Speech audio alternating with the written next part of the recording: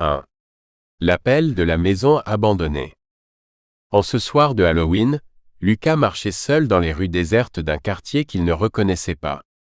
Ses amis l'avaient défié de s'aventurer au-delà des limites habituelles, dans une zone dont les ruelles sinueuses et les maisons délabrées semblaient résister au passage du temps. La brume tombait doucement, enveloppant les trottoirs et donnant aux arbres une allure spectrale. Les lumières des maisons s'éteignaient une à une, et les rires lointains des autres enfants se dissipaient, ne laissant que le silence oppressant. C'est alors que Lucas aperçut une vieille bâtisse, massive et étrangement attirante. Elle se dressait, imposante et sombre, presque comme si elle l'attendait. Une fenêtre brisée laissait entrevoir un intérieur poussiéreux et glacé. Il se tenait là, hésitant, quand il entendit des voix qui semblaient se moquer de lui depuis l'obscurité du jardin. Pris de panique, il courut jusqu'à la porte d'entrée et l'ouvrit d'un coup sec, espérant échapper au regard menaçant qui semblait le poursuivre. À peine avait-il franchi le seuil, que le silence retomba comme un rideau. La porte se referma doucement derrière lui, avec un grincement qui résonna comme un avertissement.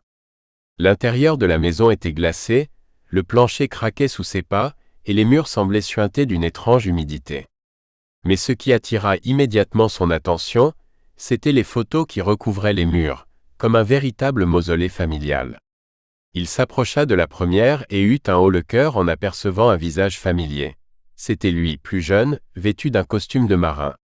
Surpris, il recula et observa une autre photo.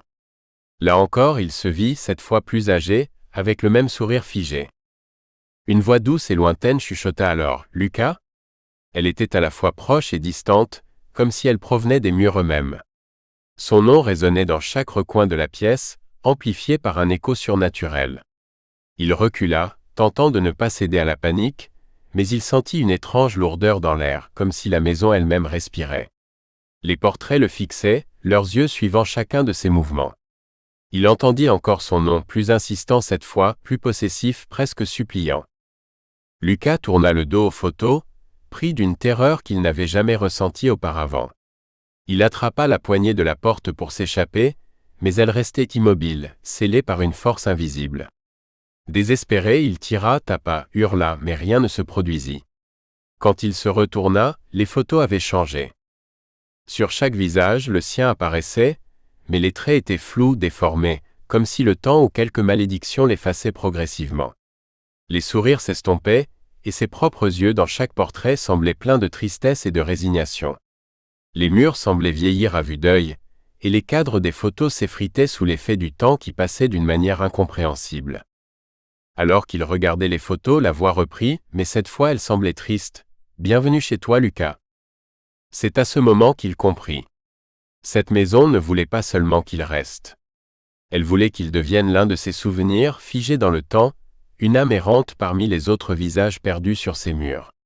Le monde s'assombrit autour de lui. Ses pensées se faisaient de plus en plus confuses.